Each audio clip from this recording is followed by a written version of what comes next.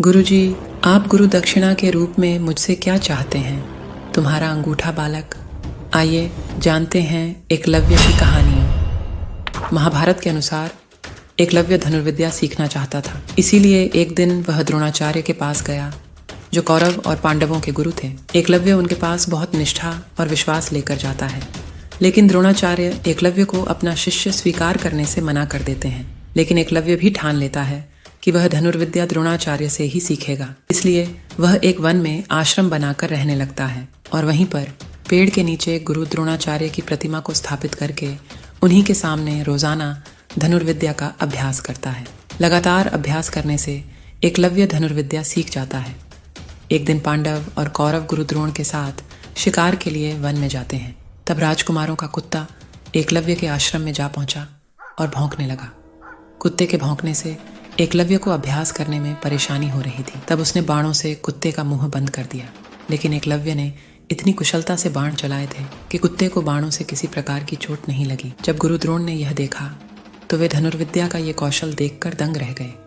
तब बाण चलाने वाले की खोज करते हुए द्रोणाचार्य एकलव्य के पास पहुंच गए। गुरु द्रोण को लगा कि एकलव्य अर्जुन से श्रेष्ठ बन सकता है। तब द्रोणाचार्य ने एकलव्य से उसके गुरु के बारे में पूछा। तब एकलव्य ने गुरु द्रोणाचार्य की मूर्ति की तरफ इशारा करके कहा कि यह मेरे गुरु है। और तब द्रोणाचार्य ने गुरु दक्षिणा में उसका अंगूठा मांग लिया और एकलव्य ने अपना अंगूठा काट कर गुरु को दे दिया।